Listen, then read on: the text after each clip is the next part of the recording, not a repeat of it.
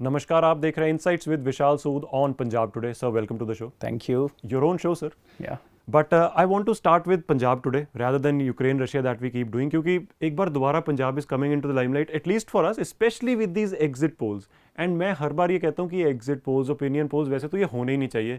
But I think it's good TRP for the channel, so they keep doing it. But should we even look at them? क्या हमें इन पर कुछ चर्चा करनी भी चाहिए?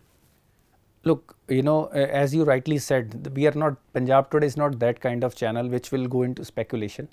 And exit polls, have been wrong so many times because there is an inherent flaw.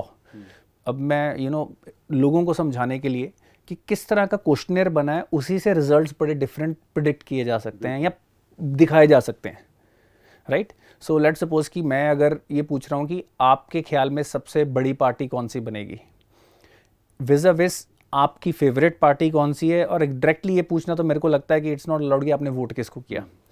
तो जब आप क्वेश्चन डायरेक्टली पूछ नहीं पाते और पर्सन की कोई गारंटी नहीं है कि उसने आपको एग्जैक्ट आंसर दिया है कि नहीं, राइट? तो आपके क्वेश्चनियर का जो फॉर्मेट है वही रिजल्ट्स में इतना चेंज ले आता है, राइट? फिर उसको क्या इनफ सैम्पल साइज लिया है कि reasonable level of margin of error हम उसमें ले पाएँ. तो ये सारी चीज़ें मैटर करती हैं. But again they give you a certain direction कि सबसे बड़ी पार्टी जो हम भी बात करते आए हैं, आम आदमी पार्टी के बनने के बहुत चांस लगते हैं. But again this is a chance, we can be patient. हम 10 तारीख को आराम से, हम सुबह से पंजाब टुडे पे आप जुड़िए, सारा दिन हम उसकी जो ट्रेंड्स हैं आपको सबसे फास्ट दिखाएंगे, राइट? उसकी इनसाइट्स देंगे. I think we can be patient till 10th and understand कि हमारा पंजाब किस डायरेक्शन में जा रहा है. बिल्कुल. एंड ऑल्सो जैसे अब जो बात कर ही रहे थे, टू टेक दैट फॉरवर्ड, इनकी methodology you can always question. And also इतने we have such a large population, आप कितने लोगों से पूछ रहे हैं. And then secondly, this is not a proper research, this and people are not bound to give you a correct answer. तो अगर कोई मजबूरी में दे रहा है, he might give you the wrong answer just probably because of what you want to hear, या may be उसने वोट कुछ और डाला है पर हवा उसकी लग रही है. सो लेट्स से कुछ जैसे मतलब सर्वे किसने स्पॉन्सर किया है उस पर भी डिपेंड करता है. Lot of things. अब आम आदमी पार्टी की बात देख लीजिए, एक सर्वे को मैंने देखा, वो कह रहे 29 सीट्स, 29 to 39, एक कह रहे 100 सीट्स. मतलब अब लोगों को इतना कंफ्यूज करें, तो इससे तो बेटर है कि सीरियसली 10 तक रुक ही जाएं. ठीक है, right. So as we said, इसकी ज़्यादा बात नहीं करते हैं. बट क्योंकि मेडिकल एजुकेशन हम कल ही बात कर रहे थे, it's a wake up call for India. तो अब एक अनाउंसमेंट आई है पीएम मोदी की तरफ से that 50% seats in private colleges, उनका fee structure will be similar to government fee structure. क्या सोच रहे हैं इसमें? Obviously it's a good move, कुछ तो कम होगी fees, but what about the rest 50%, and is this a good move? A priori on the surface ये बहुत अच्छी मूव है, पर जो मेडिकल सिस्टम है उसमें कुछ कॉम्प्लेक्सिटीज़ हैं. द कॉस्ट ऑफ क्या ये प्राइवेट इन्वेस्टमेंट को डिस्करेज करेगा या क्वालिटी को रिड्यूस करेगा, ये क्वेश्चन देखने वाला है. ऑन एन एवरेज एक इनफैक्ट आपको जो कल वाला हमारा शो है वो भी पीएम मोदी के ट्विटर अकाउंट को टैग करना चाहिए आपको, क्योंकि उन्होंने उसके इमीडिएटली बाद ही ये अनाउंसमेंट कर दी है. और हम तो ये सजेस्ट कर रहे थे कि अगर 25 लाख तक भी एक फीस होती है प्रोग्राम की, तो इट इज़ रीजनेबल, क्योंकि there is cost of delivering quality education. It could be funded by banks, और एक doctor once they make reasonable income they can return it also. But still if then इसमें इसकी depth में जाना पड़ेगा कि जो 50% सीट्स इस प्राइस पे होंगी, उससे क्वालिटी ऑफ एजुकेशन तो सुधरेगी from the doctor quality perspective, कि किसी भी घर का बच्चा बेस्ड ऑन हिज और her talent they can apply and they can afford it. अब प्राइवेट इंस्टीट्यूट्स को क्या गवर्नमेंट जो भी उनके कॉस्ट होते हैं, बिकॉज कॉस्ट ऑफ डिलीवरिंग पर, because I understand this field is more. Secondly, government जो हर डिस्ट्रिक्ट में मेडिकल कॉलेज खोलने की बात कर रही है, government should also be very smart with its investment. आज की डेट में टेक्नोलॉजी को लीवरेज करने की ज़रूरत है. काफ़ी सारे चीज़ें सिमुलेशन के थ्रू हो सकती हैं. अगर मैंने जो भी एनालिसिस किया है गवर्नमेंट के जो कॉलेजेस का, उनका कॉस्ट जो कैपिटल इन्वेस्टमेंट कॉस्ट है और जो पर स्टूडेंट को एजुकेशन डिलीवर करने का कॉस्ट है, वो ज़्यादा है. प्राइवेट इंस्टीट्यूट्स उससे ज़्यादा एफिशिएंटली वही एजुकेशन डिलीवर करते हैं. गवर्नमेंट कॉलेज में फ़र्क पड़ता है क्वालिटी बच्चों का.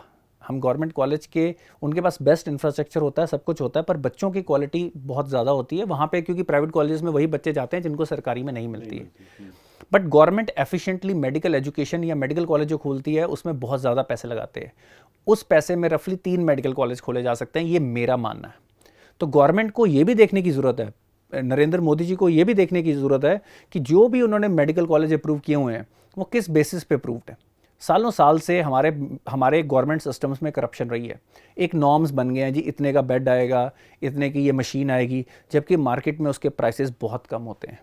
एक सांठ-गांठ होती है, जो भी ब्यूरोक्रेट्स इसमें डिसीजन लेते हैं, जो भी सप्लायर्स होते हैं, वो एक रेट को एक अपना वो बना के सिंडिकेट सा बना के उसको हाई रखते हैं। अब इस वक्त मेरे को लगता है कि देखो, medical education, medical facilities, infrastructure बहुत ज़रूरी है, और हम एक गरीब देश हैं, ये हमें मानना पड़ेगा।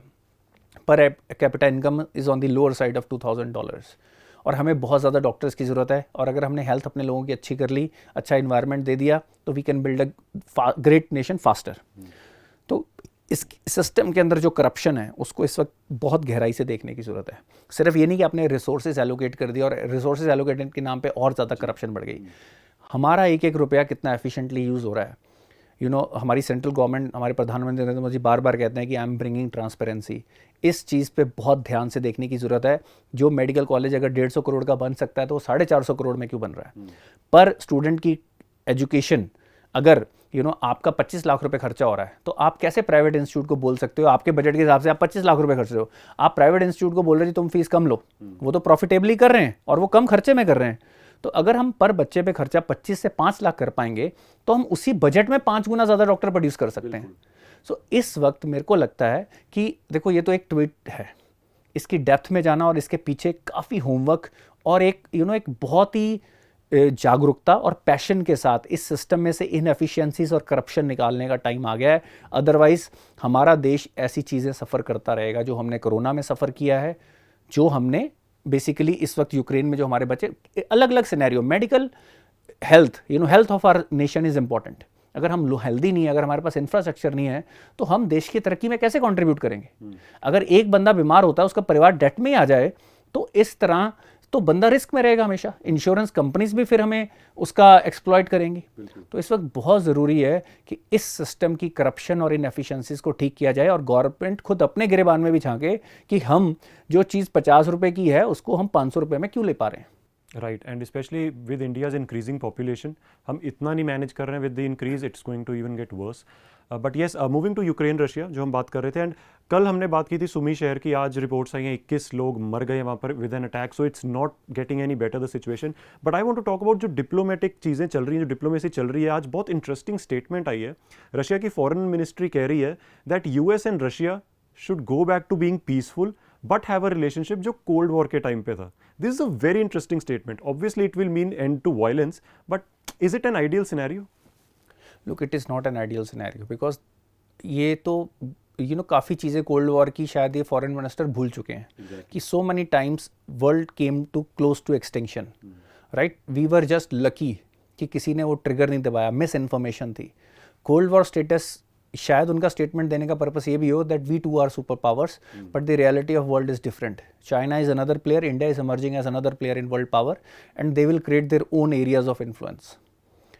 इस वक्त why there should be a war? Of course there should be no violence.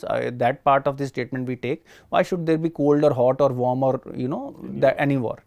So अब जब कोल्ड वॉर भी होती है, लॉट ऑफ रिसोर्सेस जो हम अपने लोगों के डेवलपमेंट में लगा सकते हैं, उनकी हेल्थ में लगा सकते हैं, उनकी एजुकेशन में लगा सकते हैं, साइंटिफिक रिसर्च जो ह्यूमन लाइफ को बेटर करे, उसकी जगह हथियारों में लगते हैं। कितने न्यूक्लियर वेपन्स बन गए हमारे पास, हमारी दुनिया में इतने न्यूक्लियर वेपन्स हैं कि अर्थ को मल्टीपल टाइम डिस्ट्रॉय कर सकते हैं। क्या ज़रूरत है उसकी? ये रिजल्ट है कोल्ड वॉर का, और ये तब है जब after the end of cold war कितने हथियारों को डिसमेंटल किया गया, right? So it's not a very, I would say, thought out statement. ये एक स्टेटमेंट देने के लिए नेता लोग हमारे बोल ही देते हैं, वैसे उनके नेता लोगों ने भी बोल दिया होगा। बट द पॉइंट इज़ कि जो इस वक्त हमें हम हर बार कहते हैं वेस्टर्न हिपोक्रेसी को भी इस वक्त कॉल आउट करने की ज़रूरत है। उनका एक मेजर, अमेरिका का एक मेजर रोल रहा है ये नेटो एक्सपेंशन, जिसके कारण इस वक्त हम इस सिचुएशन में पहुंचे हैं। सो राइट स्टेक होल्डर्स को आंसरेबल करने की ज़रूरत है, राइट? हर किसी के defence, everyone has right to live, so do Ukrainian people, so do Russian people, and not just now, forever. हर जनरेशन के लिए उनको ध्यान में रखना पड़ेगा। तो इस वक्त ज़रूरी है कि जो सही स्टेक होल्डर्स हैं उन पर भी प्रेशर डाला जाए।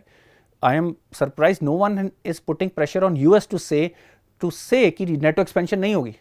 रशिया लड़ाई छोड़ दे, हम नेटो एक्सपेंशन नहीं करते हैं, हम रिटर्न में देते हैं। क्या इतनी स्टेटमेंट देने से अगर इतने लोगों की जान बचती है, और आप क्या कर रहे हो? कल रात को मैंने न्यूज़ पढ़ी है कि वो अपने वो ब्लैक हॉक हेलीकॉप्टर्स भेज रहे हैं। What is the point of that? people will keep on dying because someone sitting in Washington thinks that America should be the only superpower. They have the moral authority over what is right and what is wrong.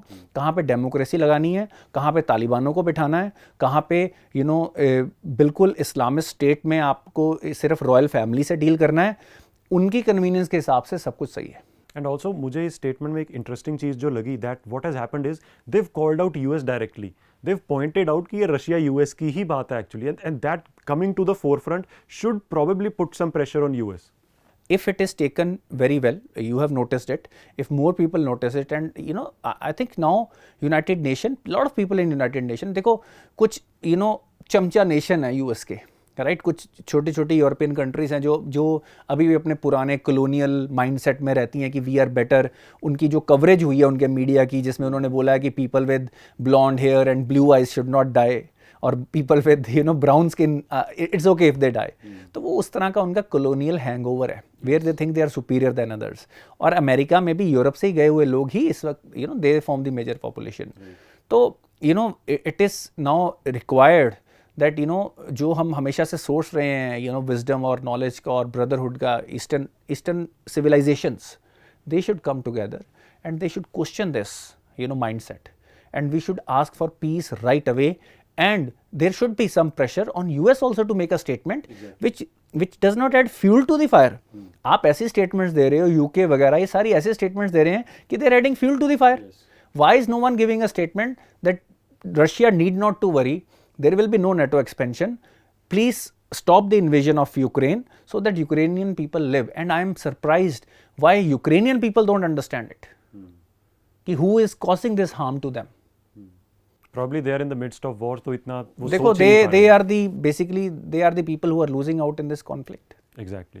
And as we always say, hopefully the killing stop, क्योंकि जब ये war शुरू हुआ we did point out कि बहुत तरीके से Russia जा रहा था, आम लोगों का इतना नुकसान नहीं होता. बट जैसे जैसे this war has progressed, we've been hearing about more civilian killings. So as we always say, let's pray for peace because these killings definitely need to stop. And thank you for tuning in. Ishrat, before you thank and before you pray, I think you have prayed. Basically, the thing is that now there has been war, बड़ी ही fluid situation होती है. अब tactical nuclear war में nuclear weapon की बात शुरू हो गई है. इस तरह के मिस इन्फॉर्मेशन से और चीज़ों को भड़काया जा रहा है, right. So it is becoming even more dangerous. अगर ये डी एस्केलेट नहीं होता है, war is such a vicious situation कि क्या हो जाएगा किसी को पता भी नहीं चलेगा.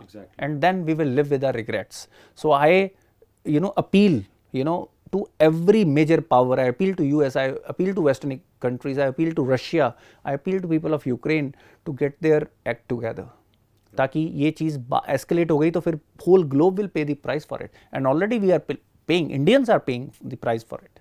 And in a nuclear power world, हम इंडिया में बैठे भी डायरेक्टली सेफ नहीं है. With nuclear weapons, anybody on the earth is not safe, and that is why we all definitely need to pray for peace for our own lives as well. Thank you for watching Insights with Vishal Sood, and we will keep coming back with these insights. Thank you.